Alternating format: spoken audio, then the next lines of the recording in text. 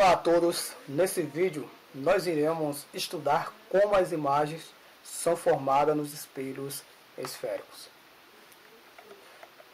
Nos espelhos convexos, notem que se nós incidirmos um raio de luz paralelo, seguindo a primeira propriedade, né, paralelo ao eixo principal, nós iremos ter uma reflexão onde o prolongamento irá coincidir exatamente com o foco do espelho. Se incidirmos um raio no vértice, então nós temos uma reflexão simétrica ao raio que foi incidido, tá? E o prolongamento do raio simétrico irá exatamente coincidir, né, com o mesmo ponto onde irá formar o cruzamento dos raios, tá? E aí irá formar uma imagem que nós chamamos de imagem virtual. Bem, quais são as características das imagens dos espelhos convexos? Notem que a imagem, tá, que é dada por essa seta, ela é menor que o objeto, tá? O objeto real, ok?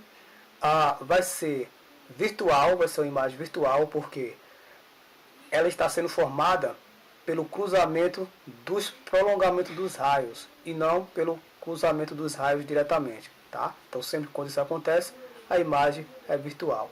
E ela é direita. Por que direita? Porque a imagem está para cima, enquanto que o objeto também está para cima, tá? Então, os espelhos convexos terá sempre imagem virtual, direita e menor.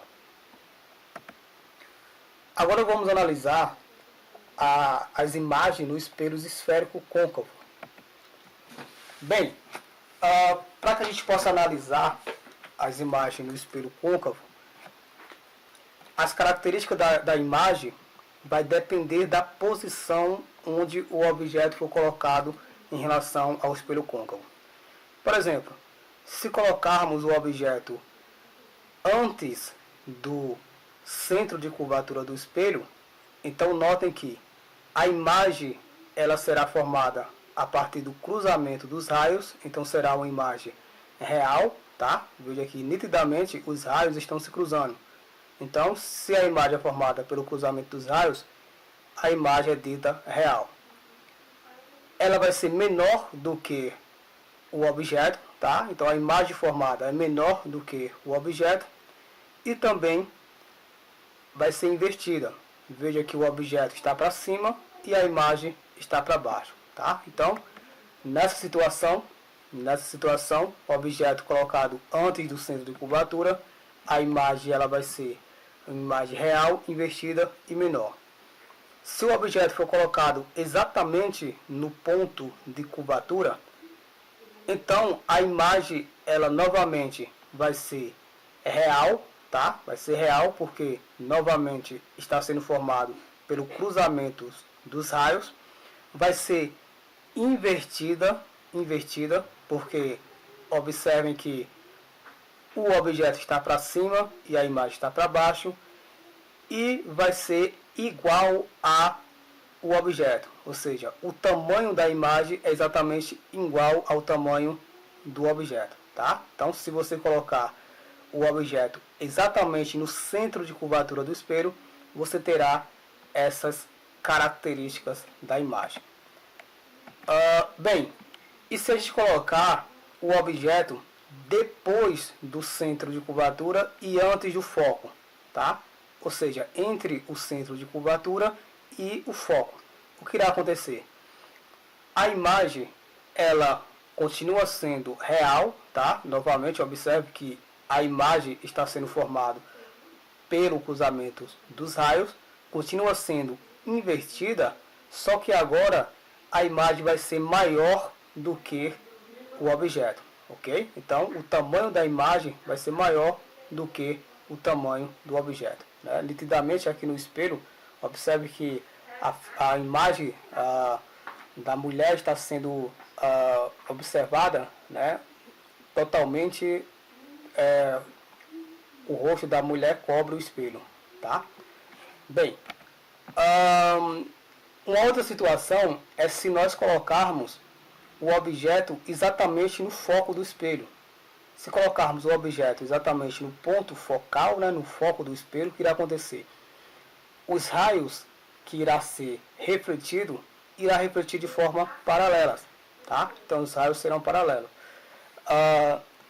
Uma coisa que vocês precisam ficar atento é que só irá existir formação de imagem se haver cruzamentos ou dos raios ou dos prolongamento dos raios. Nessa situação, quando o objeto é colocado no foco, como os raios são paralelos, então eles nunca irão se cruzar. Nem mesmo o prolongamento deles irão se cruzar. Então nós dizemos que a imagem é imprópria. A imagem imprópria porque não há formação de imagem. Tá?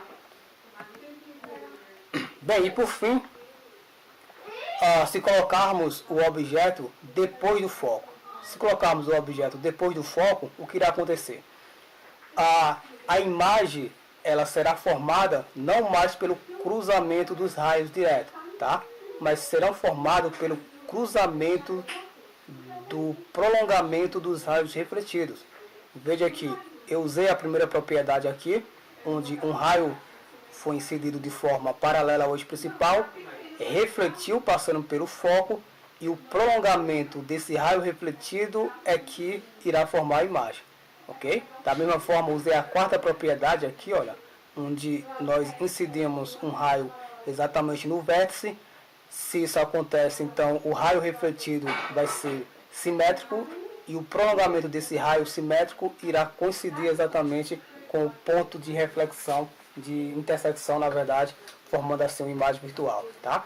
Então, se colocarmos o objeto depois do foco, né, e antes do vértice, nós iremos ter uma imagem virtual, uma imagem maior do que a imagem do objeto, maior do que o objeto, o tamanho do objeto, perdão, e vai ser direita, tá? Vai ser direita, ou seja, a imagem vai estar para cima e o objeto também vai estar para cima, ok? Bem, então,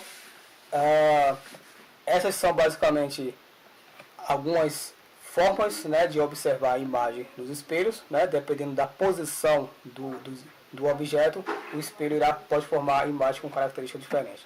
Tá? Bem, uma outra informação importante são a descrição matemática das imagens. Tá? Nós usamos a lei de Gauss, né, na verdade a equação de Gauss, que é dada por 1 sobre a distância focal é igual a 1 sobre a distância do objeto ao espelho, mais 1 sobre a distância da imagem ao espelho, tá? F é a distância focal, P é a distância do objeto ao espelho, P' é a distância da imagem ao espelho, ok? Bem, e este gráfico aqui, ele mostra basicamente o seguinte, né? Ele mostra que se por acaso a distância focal for maior que zero, então o espelho vai ser côncavo. Se for menor que zero, o espelho vai ser convexo.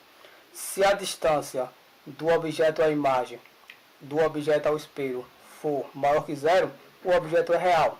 Se a distância do objeto ao espelho for menor que zero, o objeto é virtual. Tá? A imagem, na verdade, vai ser virtual. Se por acaso a distância da imagem ao espelho for maior que zero, a imagem vai ser real. E se a distância da imagem até o espelho for menor que zero, a imagem vai ser virtual, tá? Então, aqui está tudo descrito, né? Qualquer coisa, se vocês quiserem revisar, pode abrir esse vídeo e ler essas partes aqui, tá? São muito importantes. E esta equação aqui é a chamada equação do aumento linear transversal, né? O aumento linear transversal é dado por tamanho da imagem dividido pelo tamanho do objeto é igual a menos a distância da imagem ao espelho dividido pela distância da imagem do objeto ao espelho, tá? Ok, então esta foi a aula de hoje, tá? Nas próximas aulas nós continuaremos resolvendo alguns exercícios sobre esse assunto.